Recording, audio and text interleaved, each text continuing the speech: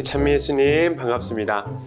복자수도의 영성수다, 복수다 시작하도록 하겠습니다. 일단 지금 대림식이잖아요.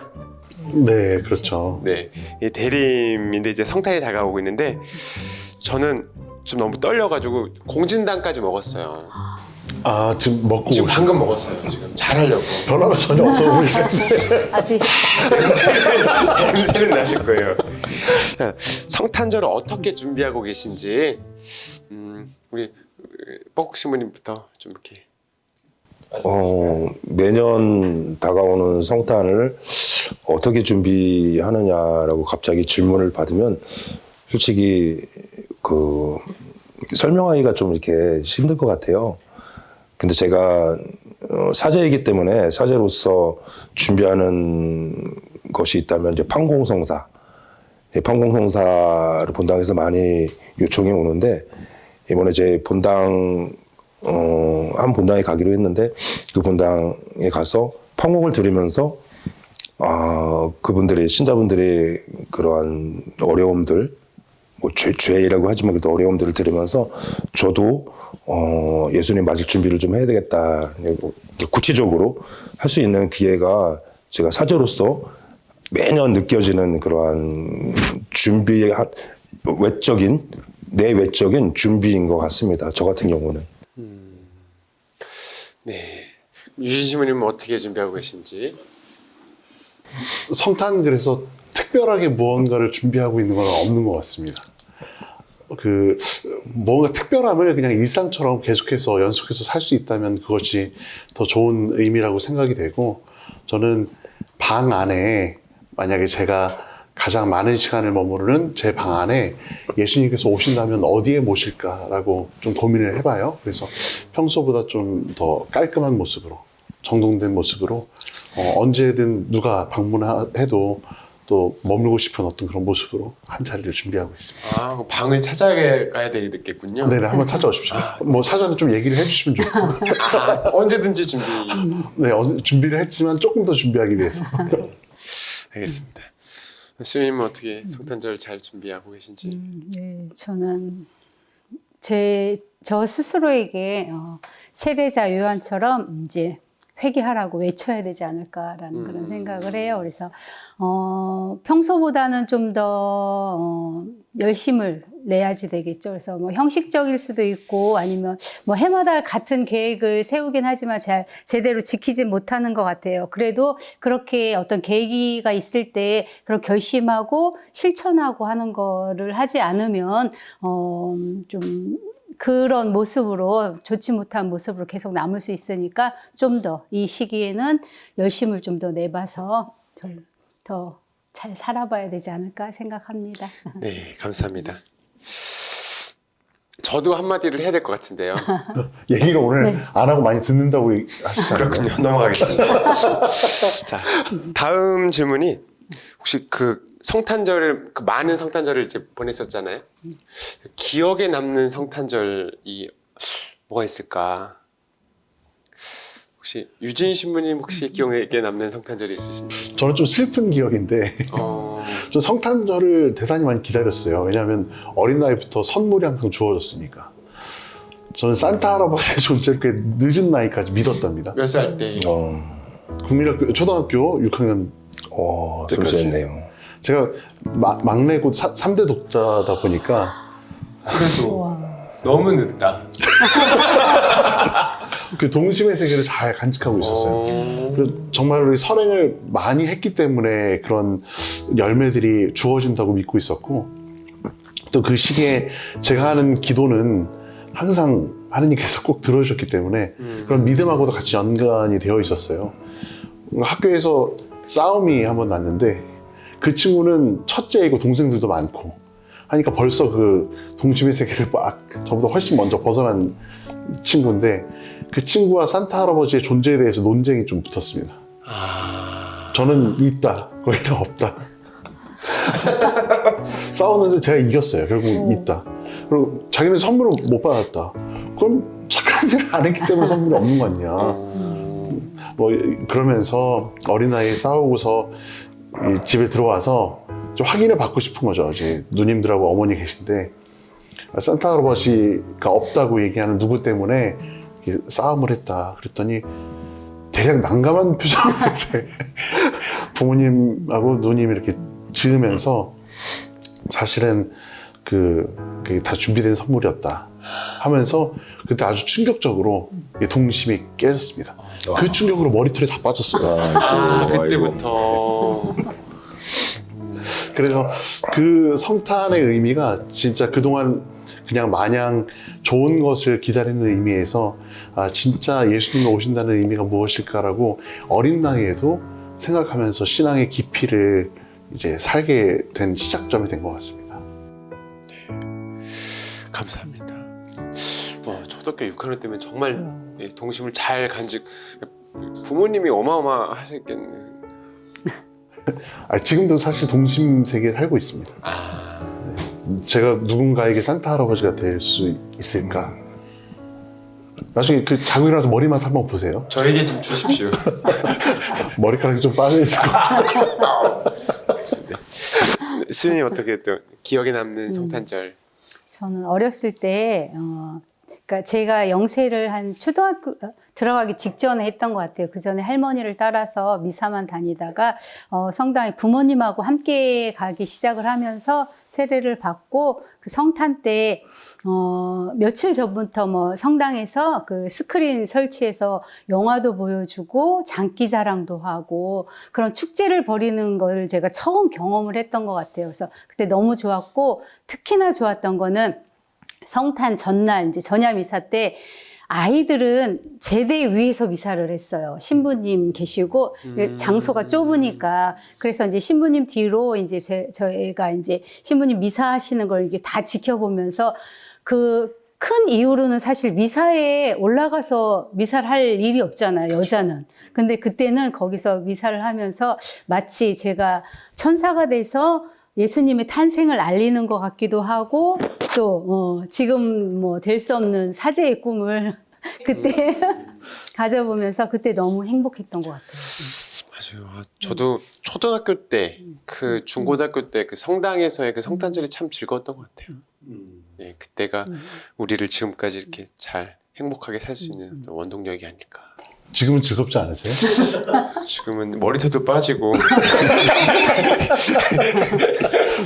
놀리기 시작하니까 얼굴이 확 빨개지는데. 머리털이 네.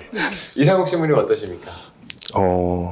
수도원에서의 성탄과 본당의 성탄은 좀 분위기도 다르고 일단은 뭐 다른 것 중에 하나는 수도원은 빨리 끝나요. 일찍 끝난다라는 거. 근데 예전에 한번 본원에 살 때 했는데 그때 학생 때였던 것 같아요. 그러니까 부제나 아니면 5학년 뭐 하여튼 학생 때였는데 너무 빨리 끝난 거예요. 그래서 해화동 성당 갔어요. 끝난 다음에 해화동 성당 가가지고 그 해화동 성당 그 신자들과 함께하는 미사를 한 적이 있어요. 딱 한 번 했어요. 왜냐하면 그때 아까 말씀드렸듯이 너무 빨리 끝났고 뒷풀이가 아가페가 없었던 것 같아요. 그래서 그런지 저 혼자 본당 신자들과 함께하는 미사를 한번 하고 싶다고 해서 걸어서 해화동 성당에 가서 신자들과 함께 성탄을 보냈던 기억이 납니다. 그게 저한테는 특별한 성탄 기억입니다.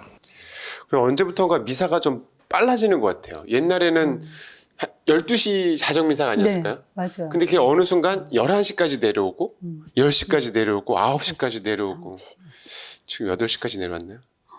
네, 8시. 많은 본당에서 8시 하는 그렇죠. 것도 많이 그렇죠. 있죠. 네. 그 어렸을 때 그 막 계피차, 생강차 이런 거 막 12시 자정미사 끝난 다음에 그거 마시면서 집에 갔던 그 기억들이 있는데 그래요. 그때는 저도 동심을 가지고 있었는데 그래요. 그 우리 창설신부님이 62년 12월 25일 날 강론을 하셨는데 한번 그 제가 한번 읽어보고 우리 읽은 것을 한번 나눠보도록 하겠습니다. 처음이 이거예요. 겸손하자. 예수님의 성탄은 가난하고 비천하고 순직하고 밤잠도 못 자는 목동에게 보도되었다. 하느님, 이 세상에 박학하고 유명한 자 쓰시지 않으신다. 주 예수 밤중에 오셨다. 만상이 잠들고 있을 때 밤은 삼경길을 고요히 갈 때에 오셨다. 우리가 사욕을 가라앉히고 고요히 지내야 주 예수 오신다. 이렇게 말씀하셨는데 이 강론을 읽고서 어떻게 느끼시는지 제일 어려운 질문은 유진 신부님부터 하시죠. 겸손하자. 또 고요한 가운데 또 우리 주님께서 오신다는 이야기를 듣고 저는 이 말씀에 그 여름철 성당이 떠올랐어요. 성탄 하면 항상 추운 겨울날 맞이했다가 이제 필리핀에 살면서 뜨거운 성탄을 맛보기 시작했거든요. 근데 그 뜨거운 성탄을 맛보고 한국에 오니까 또 성탄 때 뜨거운 성탄의 그 맛이 좀 있더라고요. 네. 여름에 이제 여름철 더위에 성당에 이렇게 앉아 있는데 모기에 공격을 받습니다.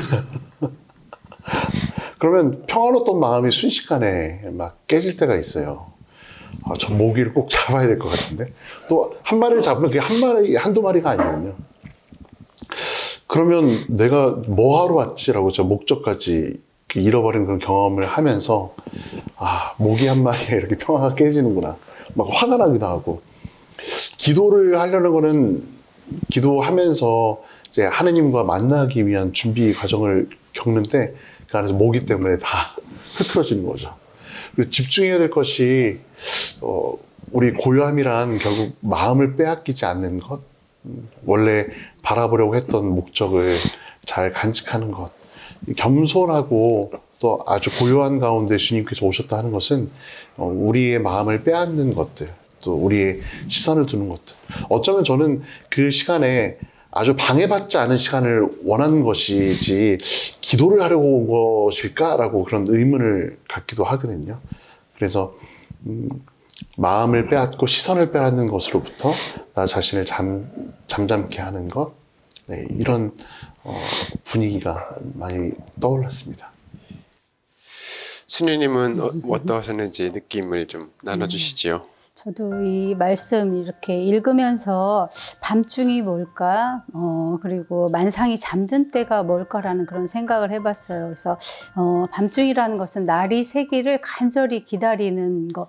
밤이 되면 아무것도 보이지 않고 아무것도 할 수 없는 그런 상황에서 날이 밝기를 기다릴 때, 그런 간절함이 있을 때 예수님이 오시는 게 아닌가. 그리고 내가 해를 뜨게 할 수는 없잖아요. 그래서 나의 나약함과 하느님의 위대하심을 믿고 의지할 때 예수님이 오시는 것 같고, 그래서 저희가 이제 창설 신부님 말씀하신 것처럼 하느님의 창조 사업, 또 성화 사업에 내가 협조하고자 하는 그런 마음이 있을 때 저에게 예수님이 오시는 것 같다라는 생각을 했어요. 그래서 만상이 잠든 때 무언가를 제가 잠재워야 하는 게 뭐가 있을까 생각을 해보니까 제 의지를 제가 잠재워야만 제가 뭐 다른 사람들 판단하거나 아니면 그렇게 했던 것들을 거둬들이고 비로소 하나님께 믿음을 갖게 되고, 그래야만 이제 순명할 수 있게 되는 것 같고, 저의 감정을 제가 잠재워야 다른 사람하고 화해도 할 수 있을 것 같고 용서도 할 수 있을 것 같고,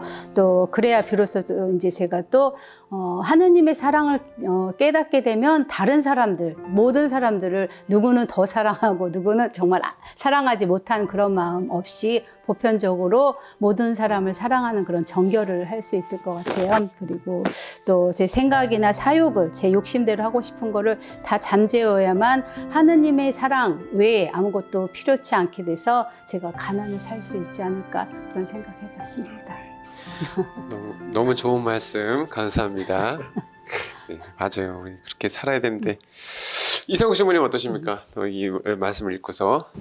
저는 그 1번 질문과 2번 질문을 좀 연이어지는 답변일 수도 있는데요. 원래는 1번 질문을 제가 저도 필리핀을 말씀드리려다가 그냥 기억에 남는 거 왜 내가 기억하고 있을까 했더니 수도원에서 함께하지 않고 나갔기 때문에 아마 오랜 시간이 20년이 넘었는데도 기억하고 있다는 것이 저한테는 이제 특별했던 것 같고,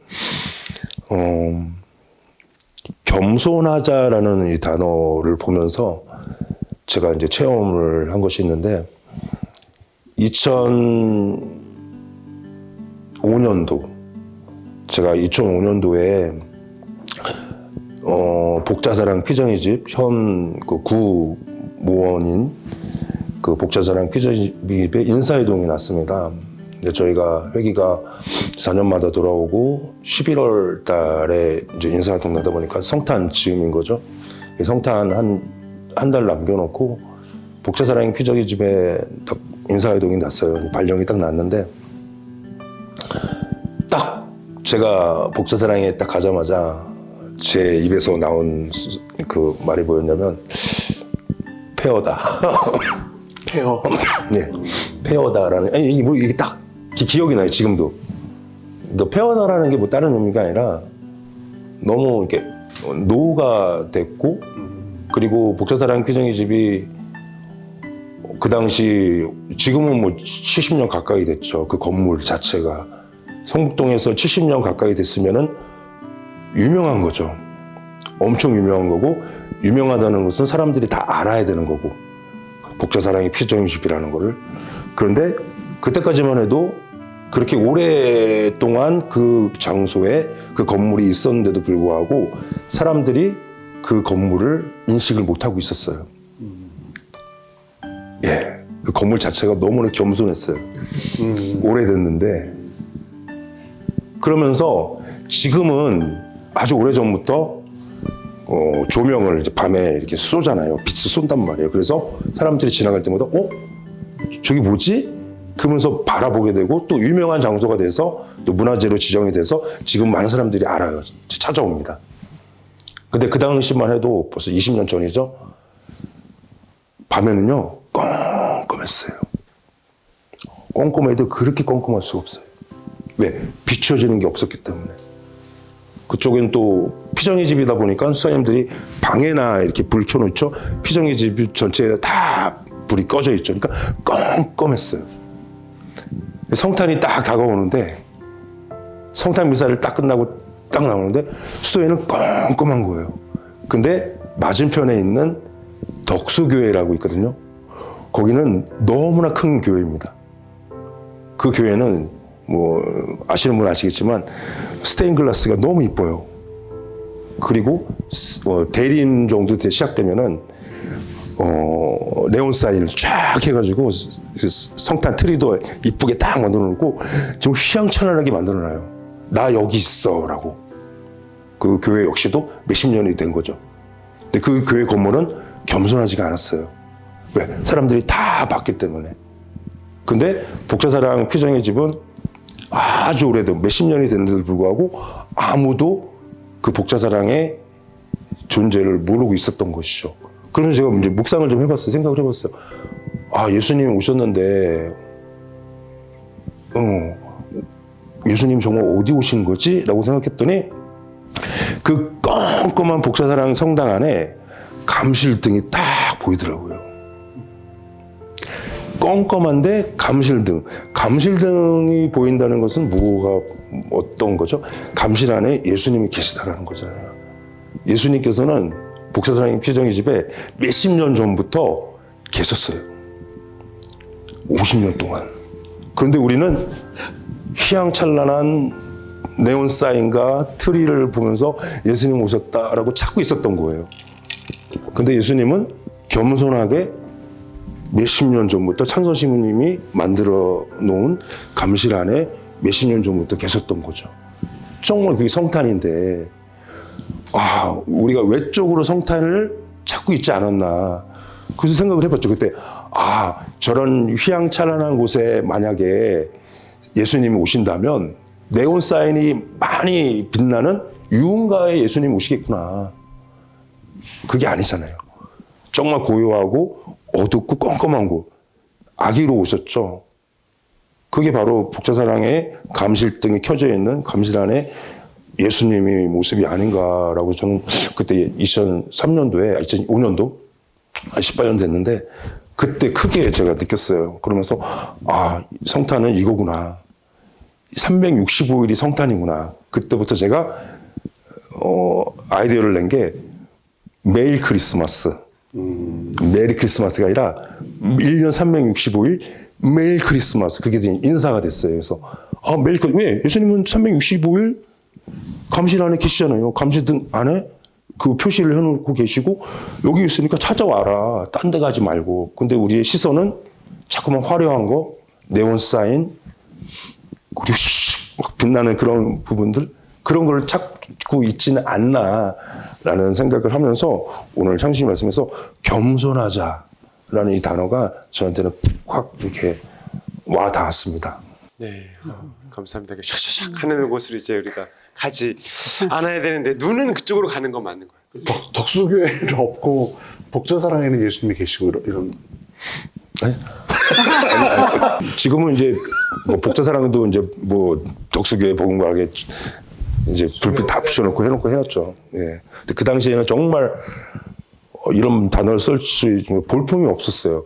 너무 좋은 건물이었는데 비치질 않고 존재를 모르니까 진짜 겸손했어요.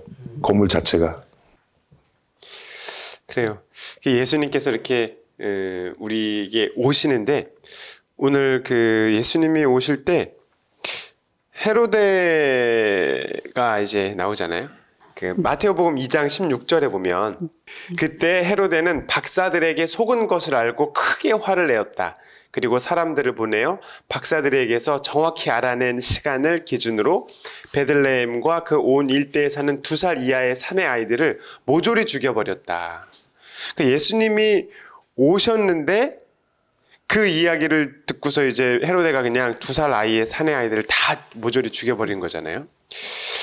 이러한 헤로데의 난폭함과 같은 부조리, 하느님은 왜 이런 사건들을 허락하셨는지 좀 이렇게 어려운 질문이긴 한데 그 충분히 대답할 수 있는 인물들이라고 생각했기 때문에 제가 질문 한번 해봅니다. 제일 어려운 질문이니까 수녀님께 한번 먼저 질문해보고 싶어요. 이게 재밌네요. 네네네. 네네네. 저는 그냥 제가 이렇게 이거를 읽고 헤로데가 예수님이 태어난 걸 어떻게 알았죠? 누가 알려줬죠? 박사들이 알려줬죠. 그렇죠. 동방 박사를 만났었는데 동방 박사를 만날 게 아니라 오은영 박사를 만났어야 된다 생각을 했어요. 왜냐하면 너무 아직도 그 유아기적인 그런 미성숙함을 보이는 헤로데를 보고 자기가 어떻게 태어나고 어떻게 성장하고 모든 게 하느님의 은총인 걸 알았으면 설마 예수님을 더 보호해주고 예수님께 경배를 하고 그렇게 하지 않았을까. 그렇게 되면 예수님께서 헤로데의 왕국을 오히려 더 굳건하게 해주지 않았을까. 그래서 그게 좀 아쉽다라는 생각을 했습니다. 네. 오은영 박사를 만났어야 되는데 그러니까요. 네, 이렇게 좀 자기의 상처를 잘 봤어야지 왜 남들을 이렇게 네. 이상욱 신부님은 어떻게 읽으셨어요? 저는 여기서 헤로데를 제 안에 있는 사욕으로 봤어요. 우리가 뭐 준비하는 것들이 있어요. 성탄을 준비하고 그 다음에 부활을 준비하잖아요. 그때마다 뭐 회개해야 된다. 그리고 다시 태어나야 된다라고 이렇게 하면서 하지만 내 안에는 자꾸만 내가 하고 싶은 것들, 내 욕심들이나 사욕들이 계속 끊임없이 이렇게 나오게 되고 그러다 보니까 숨더라고요. 그러니까 아담과 하와처럼 숨으면은 되는 것처럼 숨어 어두운 곳에서 보지 않겠지라는 그러한 마음으로 나의 사욕들을 그냥 펼치는 그런 모습들을 많이 했었던 것 같아요. 그런 모습들이. 근데 아니야 다를게 예수님이 이기시더라고요.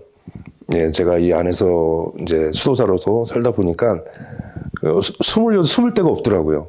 숨을수록 그러니까 어둠이라고 숨을수록 당신의 빛이 더 강하다 보니까 제가 숨을수록 그 말씀의 빛들이 더 크게 저한테 작용이 돼서 어쩔 수 없이 예, 돌아가게 되게 하더라고요. 그래서 저는 이걸 볼 때마다 제 안에 있는 어떤 사욕들을 보게 되었습니다. 헤로데와 뭐 세상의 어떤 그런 문제점도 얘기할 수도 있지만 전 제 자신의 어떤 내면적인 그런 모습들을 좀 보게 되었습니다.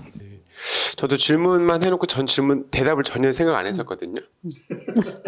근데 지금, 네네. 근데 신부님께서 말씀하시는 거 들으니까, 정말 이게 저는 헤로데의 모습이 저의 모습이구나. 화를 내고, 사람을 죽이지는 않지만 마음 안에서, 저 인간 아니야. 저 인간 아니야. XX 하는 그런 모습들이 아 이게 나의 모습이구나. 근데 가장 큰 건 그런 것 같아요. 가장 컸던 건 억울한 생각이 좀 많이 들더라고요. 제가 억울한 생각이 들면서 아직 내가 이게 치유가 되지 않았구나. 내가 이거를 하나님의 어떤 사랑이나 그 은총으로 이렇게 치유된 것이 아니라 내가 아직 있구나라는 것들을 들면서 뭐 고백을 하거나 아니면 성찰을 할 때마다 자꾸 기도하면 할수록 그게 막 올라오더라고요. 그래서 처음에는 힘들었는데 이제는 감사하다고 생각해. 이거는 내가 해결하고 가야 될 문제, 이게 너다라는 것을 알려주시는 것 같아서 너무 기분이 지금은 좀 예전에는 좀 피했는데 지금은 그걸 맞닥뜨리고 있습니다. 예. 영원한 수련을 하고 계시는군요. 죽을 때까지 해야 될 것 같아요. 그 다음은 누구죠? 다음은 네 우리 신부님. 저는 이런 그 폭력성이나 부조리함 이런 것들을 바라보면 제가 그렇게 정의롭지는 못한데 정의감이 막 그 살아나면서 어떻게든지 좀 바로잡고 싶은 그런 마음들이 있어요.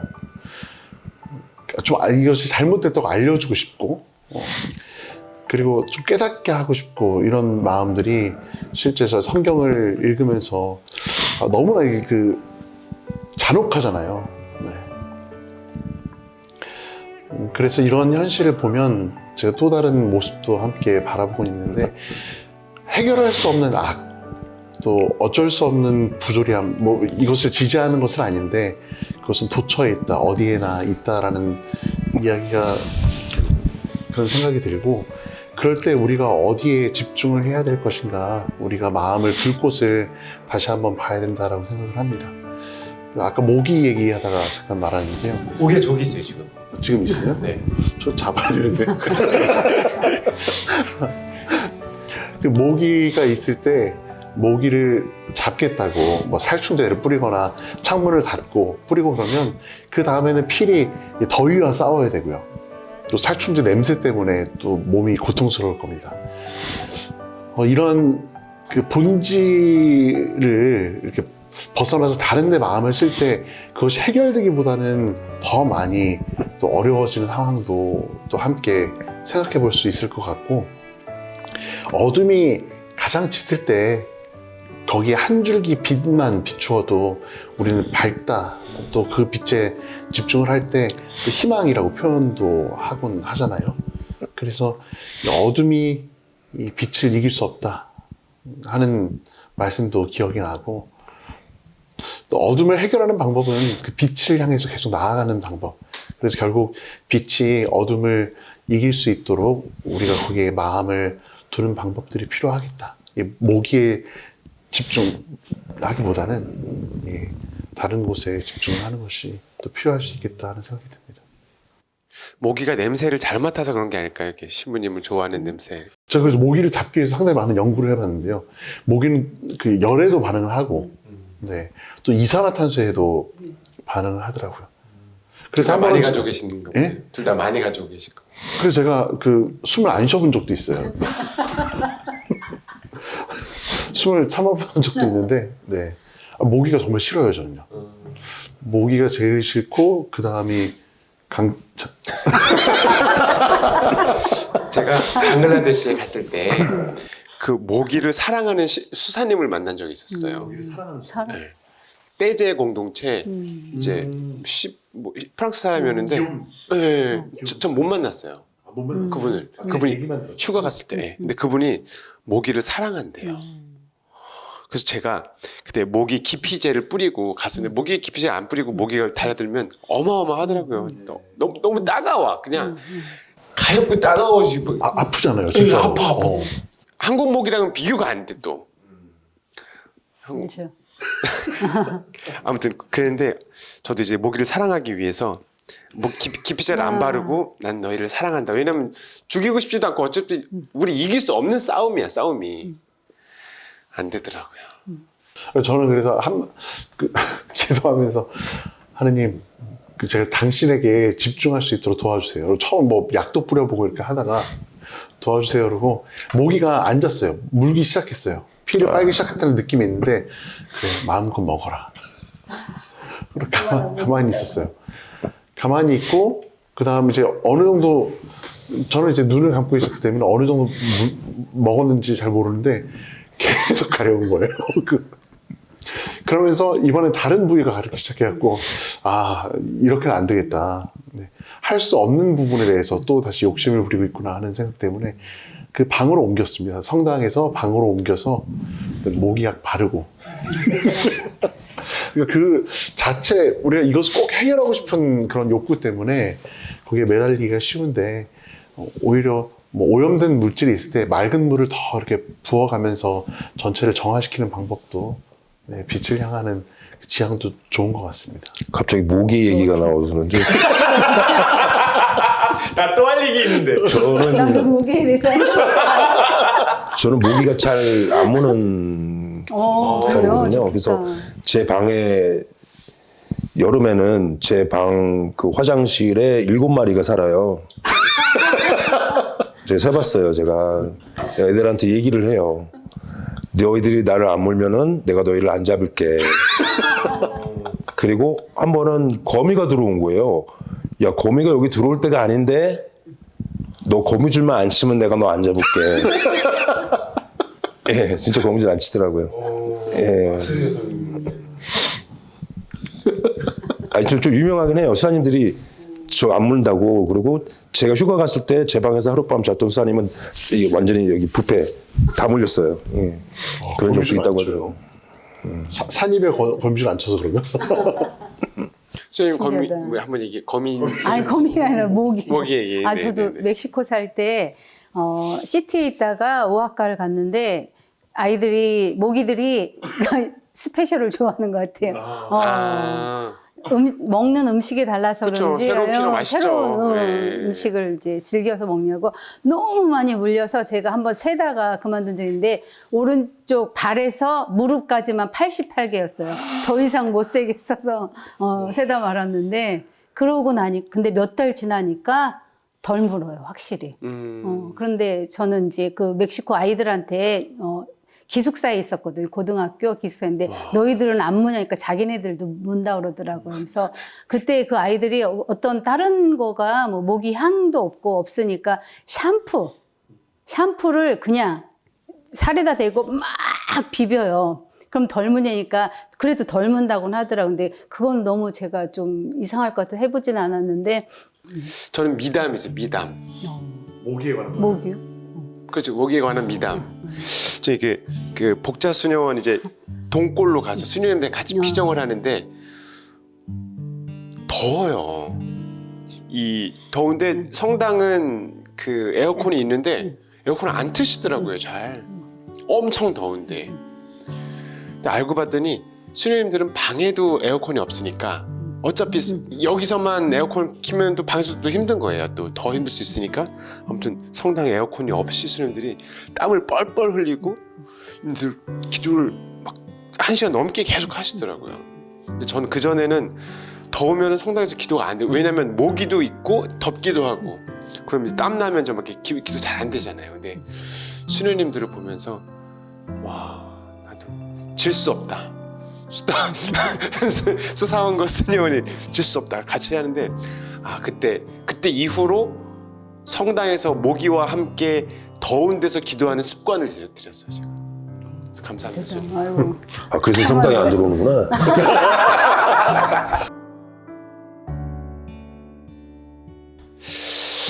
모기 얘기로 잠시 좀 외도를 했었는데요. 아, 정신없어.